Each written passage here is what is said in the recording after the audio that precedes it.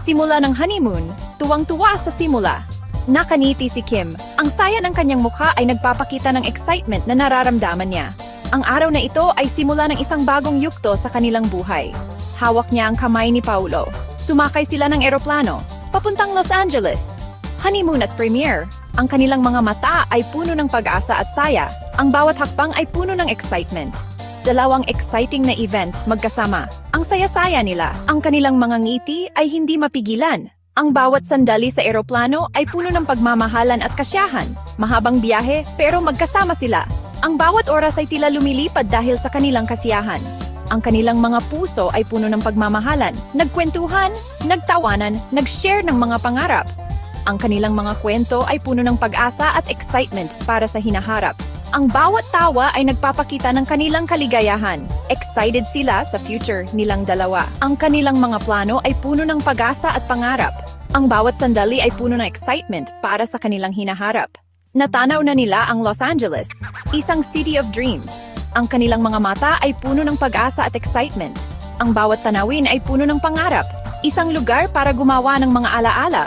Ang bawat hakbang sa lungsod ay puno ng excitement. Ang bawat sandali ay puno ng pagmamahalan at kasiyahan.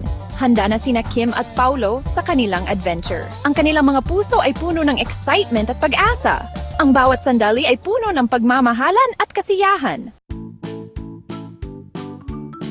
City of Angels, bongga ng LA.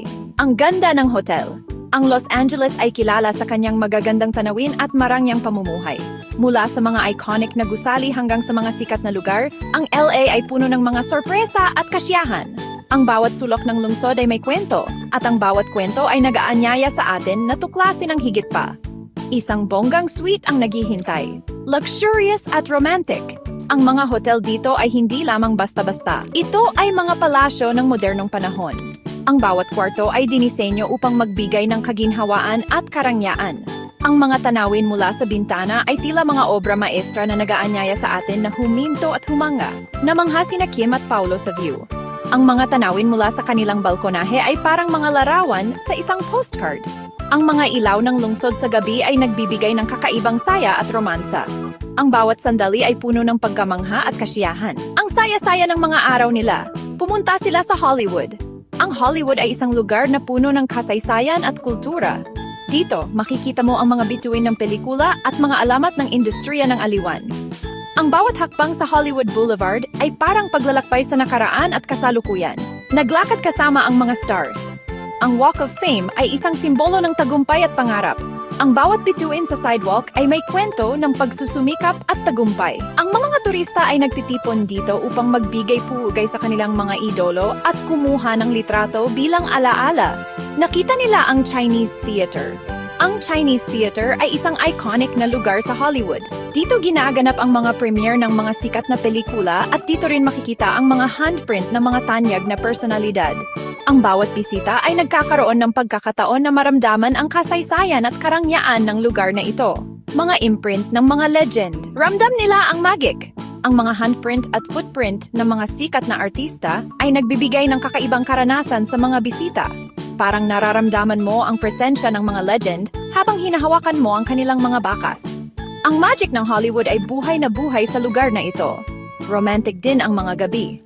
Dinner under the stars, bulungan ng pag-ibig. Ang mga gabi sa LA ay puno ng romansa at kagandahan. Ang mga ilaw ng lungsod ay nagbibigay ng kakaibang ambiance habang nagdi-dinner sa ilalim ng mga bituin.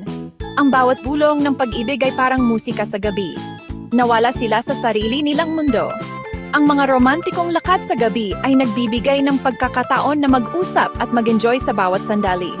Ang mga ilaw ng kalye at ang malamig na simoy ng hangin ay nagdadala ng kakaibang saya at romansa.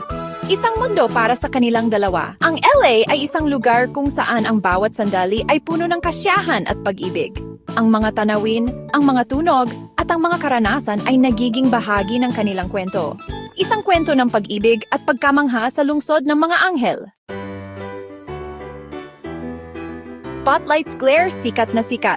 Ang buhay ng mga sikat na tao ay parang isang maze na puno ng ilaw at ingay. Saan man sila magpunta, tilian ang mga fans. Flash ng mga camera. Ang bawat hakbang nila ay sinusundan ng mga mata ng publiko. Sunod ng sunod ang paparazzi. Walang pribadong sandali, ang bawat galaw ay dokumentado. Laging nasa spotlight sina Kim at Paulo. May mga interviews. Kailangan nilang magbigay ng oras para sa media. Kinuwento nila ang tungkol sa movie, ang mga challenges sa paggawa nito, at ang kanilang mga personal na karanasan. Tungkol sa love story nila, kinabahan si Kim. Hindi madali ang magsalita sa harap ng maraming tao.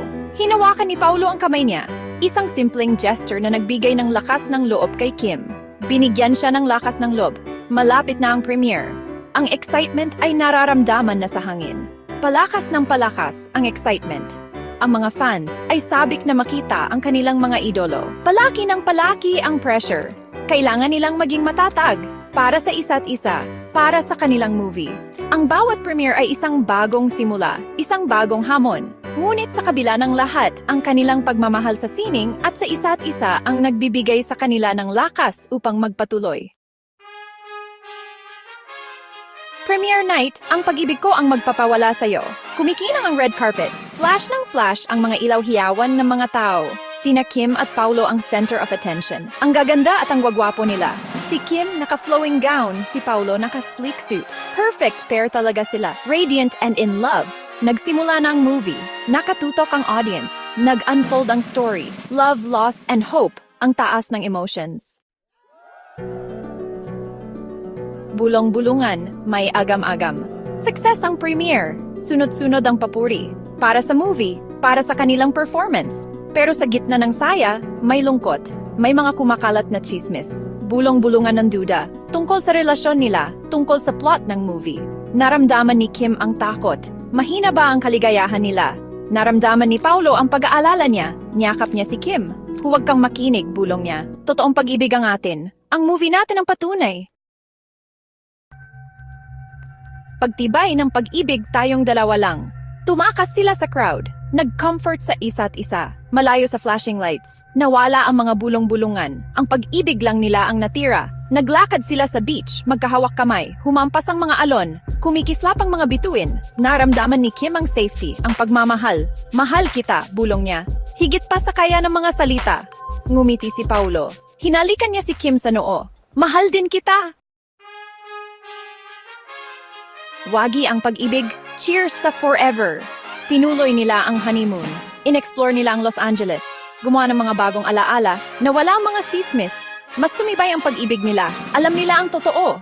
Totoong pag-ibig ang meron sila. Nalampasan nila ang pagsubok. Magkasama sila. Yun lang ang mahalaga. Umuwi na sila. Nagbago. Mas matatagang bond nila. Ang pag-ibig nila, isang beacon of hope. Para sa kanila at para sa lahat ng naniniwala sa pag-ibig. Epilogue, tuloy ang kwento. Naging blockbuster ang pag-ibig ko ang magpapawala sa'yo. Sunod-sunod ang awards. Pero ang mas importante, tuloy ang love story ni Kim at Paulo. Alam nilang may mga darating pang challenges. Pero handa na sila. Sabay nilang haharapin ang lahat. Ang pag-ibig nila. Ang lakas nila. Walang iwanan. Sina Kim at Paulo, isang testament to love. Isang pag-ibig na wagi sa lahat. Isang pag-ibig na pang forever.